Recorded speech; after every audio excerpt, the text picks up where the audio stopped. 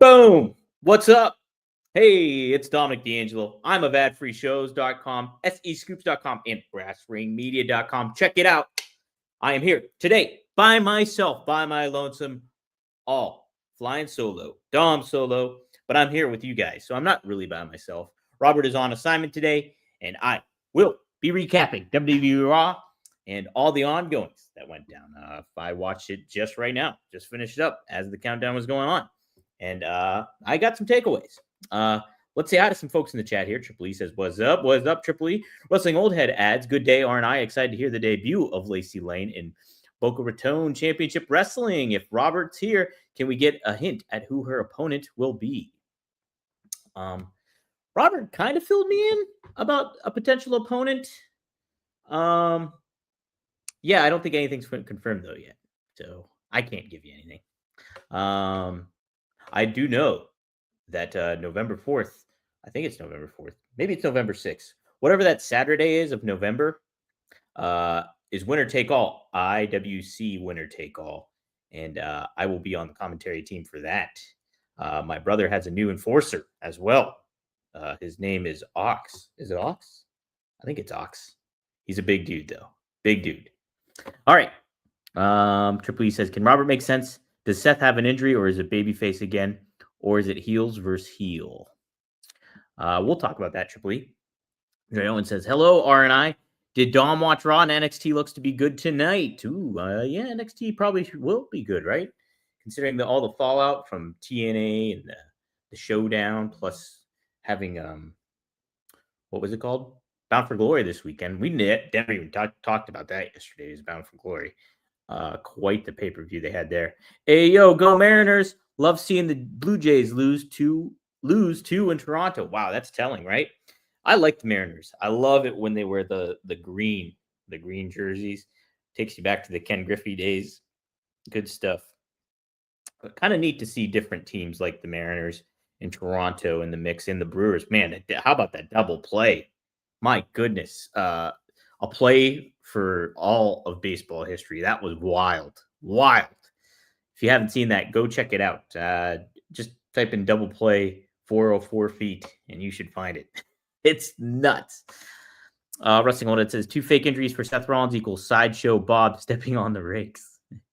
All Jake says, "Made it live. Woohoo. What's up, all Jake? I like the new logo, by the way. I like the new logo. No King of the Indies, Marcus D'Angelo as a guest co-host. No, Robert, I got notified. I think it was yesterday, and I was just like, yeah, I'll just do it by myself. I like doing it by myself. Some people don't like it when I go by myself, but sometimes I'll get some guests, sometimes I won't. Today, just me. Never can make it live with Pacific time anymore. I believe that. Yeah. Geez, yeah, you're 3 hours past us. So did Seth get kicked out of the Vision, or is he the only member of the Vision left? Right? He's visually impaired. That's for sure. All right.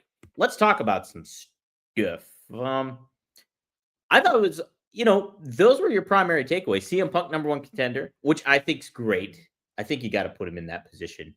And, it just, your wrestling product feels like a bigger deal when CM Punk is in the title picture. It just does. I think he brings so much, different star power and ability that unfortunately, like, Seth has struggled to bring. And, trying to find, and even to an extent, Jey Uso. Like, I think Jey definitely had some momentum and things like that, but, CM Punk is just kind of on that, obviously, like, near, like, if Cena's Hollywood star power aside, he's Cena, he's he's always been the alternative Cena. So, if you have Punk in your world title picture, everything feels like a bigger deal. So I think it's a great move to put him there. Now, I also think it's a great move for the Vision to have turned on Seth Rollins. I've said it probably several weeks, maybe a couple months after Seth Rollins heel turn. I was all for Seth Rollins and the Paul Heyman pairing. I thought they could have potential together. It could really, Heyman would help enhance Seth. You get maybe a different side of Seth. And unfortunately, I don't think it resonated. And I think it just felt like Paul Heyman as a manager treading water and Seth Rollins not really uh developing the character of Seth Rollins, not really developing and furthering some added elements of what could make Seth a bigger star. I don't think it necessarily brought out my hopes with the Heyman pairing is that it would bring out more of a personality. Not that Seth doesn't have a personality, but it's just a different side of Seth that we have not seen before. And here it seems that we're getting the heel Monday Night Messiah Seth still at this point, just with two guys in his faction along with Paul Heyman. Um, there's no sign of Becky. Um, so I and the big question coming away from this is this all a big ploy? We saw what's happened with Seth and LA Knight and that injury during Saturday night's main event, and they're not really being in, and it's a matter of Seth cashing in. So is this another try to attempt to pull the wool over everybody's eyes so Seth can pull a fast one on CM Punk when he does ultimately face him? Because guess what? This all transpired after the fact, like Robert said, after CM Punk won his match and became the number one contender. From a storyline standpoint, um, it makes sense if you connect those dots. Uh, from a value of how does it benefit your product to do this again? I was trying to think of this from a non-fan. I don't think if you did this, I don't think it's going to turn fans away, but I don't think it's necessarily going to make them really invested in your product. I don't think if you have Seth, if this is all like a ploy, I don't think that's the best kind of story to tell in this regard.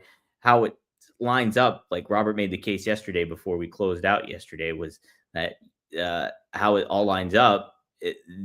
This is the only way that anything could really make sense because if you do bring Seth back, whether that's when he's got to be in that kind of baby face role of now he not necessarily doesn't though, but like you do kind of put him in that position to become that baby face where he was just a baby face mere months ago. And where does he go from there when he's got a heel wife and everything like that? What I would like to see have happen, and is maybe Seth um still remains a heel and you have him, him and CM Punk face off, and then you have CM Punk defeat Seth, and then Seth is just a man on an island with his wife, and they decide to go to SmackDown as heels, as heels. And then maybe Seth starts his own new vision, whether that be with Aleister Black or turn Damian Priest heel again, something, something.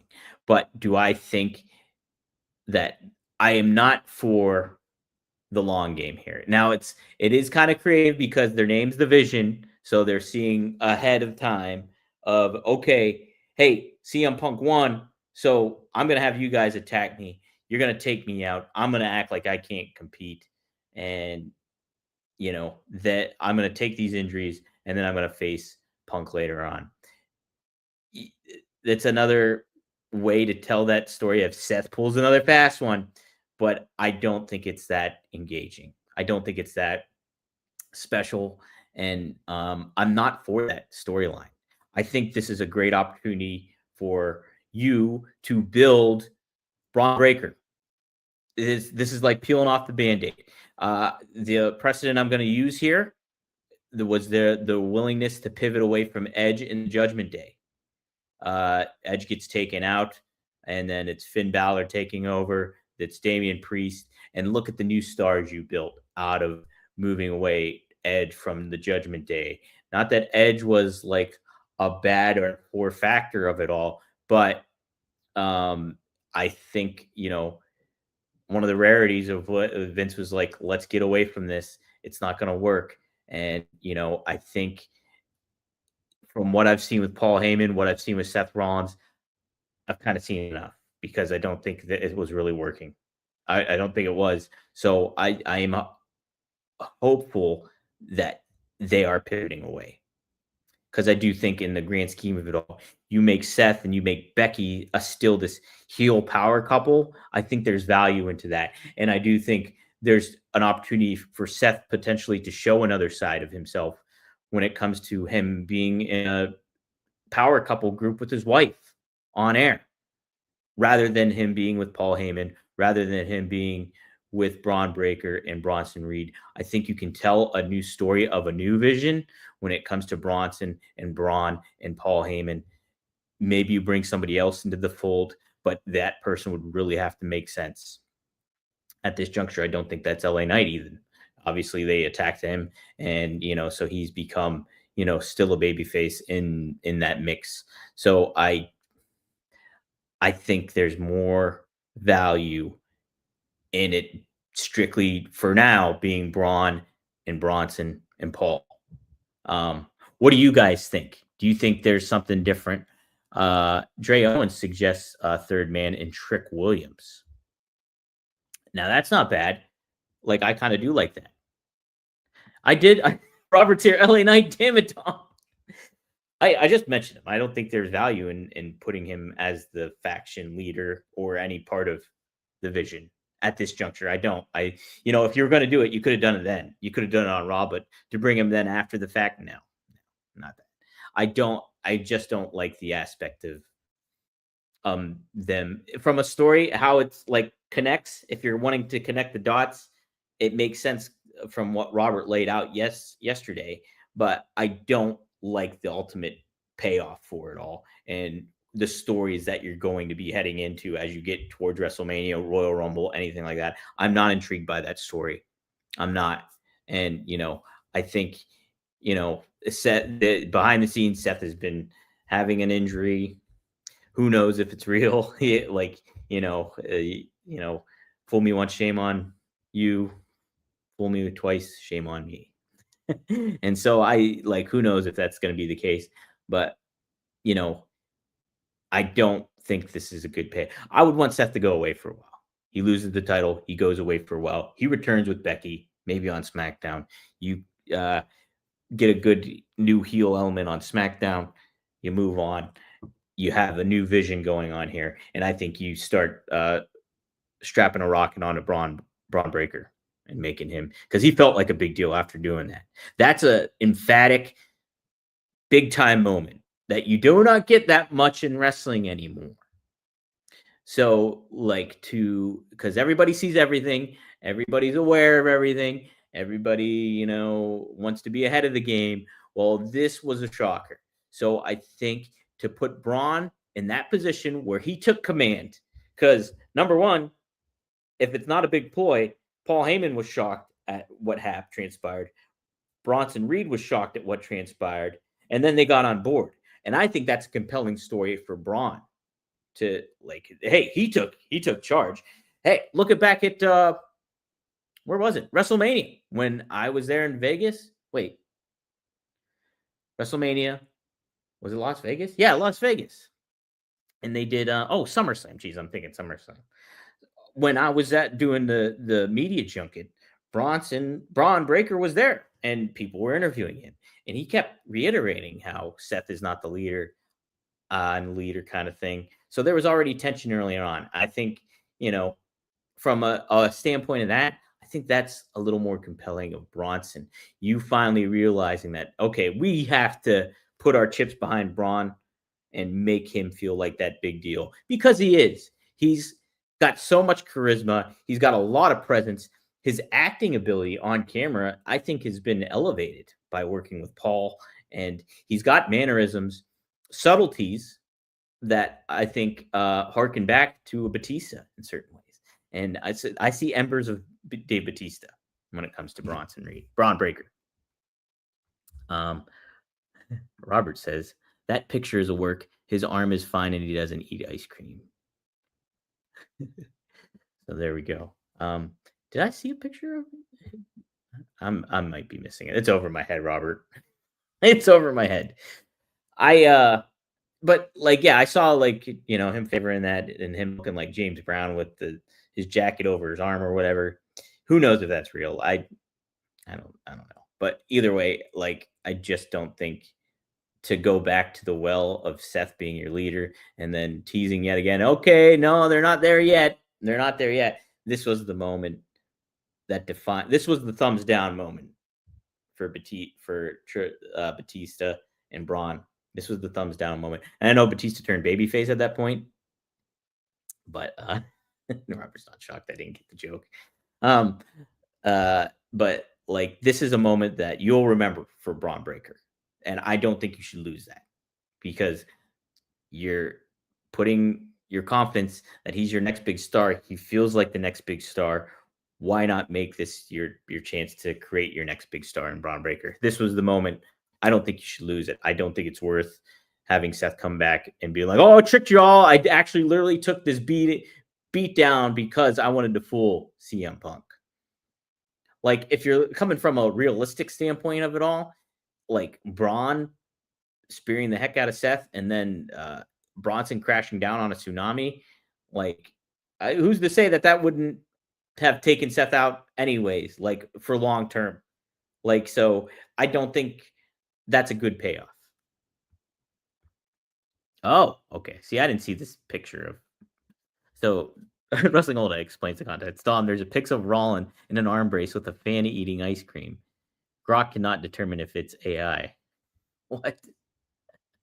Oh, okay. He's just kidding about Grok. But all right, well, I love ice cream, so I bet Seth likes ice cream. He seems like an ice cream guy. He dresses like an ice cream cone sometimes. Hmm. Someone on a podcast tried to tell us that Breaker isn't a star. Who was that? Was that Scott? That sounds maybe like a Scott thing. I don't want to. I don't want to cause libel about against Scott. So if that's not what he actually said, um, Triple E says they never said Becky was a part of the group officially. She helped him with his AJ Lee problem. So there you go. Oh, JJ Alexander. I don't know who the hell that is. All right. Well, so there's my thoughts on the main event angle. If I had to guess, I mean, I'm just going to lean on the side of what I hope to happen. So, I mean, like, you can definitely sway me into thinking that this is all a long term ploy and Seth is, I just don't think that's compelling.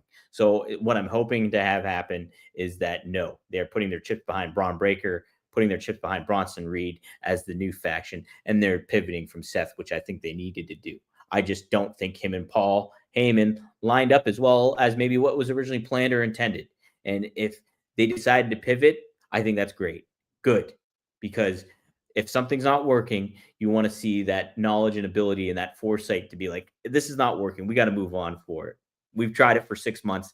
It's not happening. He dresses like an ice cream. I can't take days off. Yeah, go on, Robert. I'm throwing some zingers out there. I am. I'm throwing some good one. All right. But yeah. Aside from other things, I don't think a whole lot like really developed on Raw. I think it was a good show, like to tune into. But the Penta Dominic Mysterio match was good. I think Penta, I think something that you do got to be mindful of is how over Dom Mysterio is, and like, what does that say about somebody like Penta? Like, he's still a star, but it's just like he's being overshadowed by Dom Mysterio in an angle like that. So it's like, are you doing your due diligence enough to get Penta over as much as he should be? Because I mean, yeah, Dom's like white hot right now, but you want to make sure that Penta feels like a big deal too. And, if you look back at these several months of how Penta has been presented, they haven't ultimately put him in a big time position week in and week out. Sometimes he's there, he's a presence, but he just does not feel like as big as a deal as he did coming in. And sometimes that just happens in wrestling, but I don't know. I think you could have done a whole lot more to make Penta feel effective as one of your top baby faces on Raw. And so I I kind of enjoy the aspect of Rusev getting involved and maybe what we'll see between Penta and Rusev. And I think that's engaging enough. but it almost felt like the title should have been put on Penta at this point, and then you move on from there. But I'm gonna say this too. I like the continuation of Dom Mysterio and AJ Styles. And honestly, if you're considering what we just heard about AJ Styles, the match he just had with Cena, um, there is so much more, I think, value in having AJ Styles have one final big run with the Intercontinental Championship. And people stepping up to him, and you almost put him in like that Ric Flair role where he's going on that final run with the IC title, and if he loses, he retires. Not that you have to make that stipulation for AJ. I'm just saying you could make that sort of reflect a big memorable run for somebody that's a legend in the business. And you in turn add even more value to that Intercontinental Championship with AJ defending it week in, week out, or just against compelling opponents and creating compelling feuds on his farewell tour of 2026. So, uh, like, I'm almost, while I'm disappointed that Penta has not been positioned in the ultimate position or put on the pedestal as he should be, I do think there's a lot of value in having AJ Styles potentially go on a final Intercontinental Championship run and making that very memorable. And then whoever defeats him feels like a real big deal. Heck, maybe that'll be Penta at some point or another. So, um,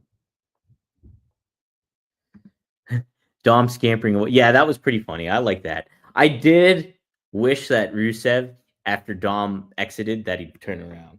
Like he did sense somebody was back there. I wish he would have done that because he just kept staring, and he stared for literally it was like 20 seconds. I mean, how long can you watch Penta walk away even if he's strutting his stuff around? It's like you can only focus so long. So I kind of wish he would have broke that eye contact to the camera and just looked back and been like, was somebody back there? I think that would add some minor little tweak. Roster is too loaded for everyone to get week in and week out. It is loaded. It is, but then that's a problem WWE needs to correct, I think, because I think in any realm, if you're putting on a television product, you have to have the mindset that there's somebody maybe new tuning in. And like a soap opera, if you're tuning in, you want the fan or the viewer to pick right up and kind of understand what's going on. So if Penta isn't a focus one week, um, then they're missing this star. Like they're not seeing the star to that fan will not be there. So even if you do the seldom due diligence of having a little appearance of Penta and making him in a certain type of heated angle or something to that effect, where you're just giving a reminder, and whether that's a vignette or something, you have to keep him fresh in the mind. And I think in turn, you also need variety because if you have Penta going up against one member of the New Day one week and then another member of the New Day next week, and then he's in a triple tag match with somebody else against New Day and somebody else, it does not feel like that big of a deal. It feels like you're just paint by numbers, plug and play, basically. And so I think there needs to be some sort of little things going on, like that you throw little embers out there to make sure that Penta is on the radar because he's a big deal. And even if he's not a big factor on Raw that week, you have to remind a fan that he's a big deal week in and week out. And Penta is a must-see talent that they have on your programming. So I kind of feel like that. Dom Mysterio versus Dom D'Angelo determined the better Dom Instant Classic. I'm going to say right now, Dom Mysterio blows me out of the water right now. I can't compete with that. You kidding me? He's one of the hottest stars there is in wrestling right now. In Mexico, in North America, I'm just a good producer that messes up and that does commentary for a Pittsburgh promotion. So I got some work to do. So I like the Kairi Sane and Rhea Ripley match. Hats off to Kairi Sane. I think she was amazing. Like she does really cool spots. She has the potential to be a really good fight from under babyface. Like you know, however, I'm still not really compelled by the storyline going on. Oscar slapping her, that felt effective, man, that felt kind of intense and almost like abusive, right? So, I mean, that did resonate a little bit there, but like the acting aspect of it all is still going to be a continuing issue. That same goes for Io Sky. Her at ringside during that match, like God bless her and everything, but the acting is not it's not that good. It's not that good. It needs some work. Um, and again, this is something where am I compelled by the story between Asuka and Kerry Zane? As Kerry Zane as her underling, and then uh, them attacking Rhea. I don't feel that. I don't feel a whole lot coming from there. I think there's value in making Asuka a psychopath. I think she needs to be more of a psychopath, to be honest. And like she just feels like a heel to go up against Rhea right now. And like I think there needs to be a little bit more. When it comes to Bailey, hey, how are they listening to this show? Are they tuning in? Because I mentioned Dr. Jekyll, Mr. Hyde several times on here for Bailey. And look, they are playing into that. And so I'm liking it. I want Bailey to ultimately remain a baby face. I think she's very much more intriguing as this Dr. Jekyll, Mr. Hyde babyface character rather than full-fledged psychopath heel. Um, again, this is a fun thing, and I think what she's doing with Lyra is pretty fun overall, and that is resonating. I think through Netflix. I think there's something to be said about that. Wrestling Old Ed says he thinks he's the only one who likes the EO Kabuki story. What makes you like it? Can give me your case of why you like it, Wrestling Old Ed. I'm not saying you're wrong, but I just want to hear why you do like it. Triple E says WWE would rather listen to Dom D'Angelo and Robert when he here rather than Jim Cornette. I don't know, man. Cornette's a smart mind for the business. It's like that. There's no denying that. I don't care if he trashes me or whatever. Like he's smart. So yeah, we can, different strokes for different folks, I suppose. I'm trying to think if there's any other big takeaways. Jimmy J, I guess it's okay.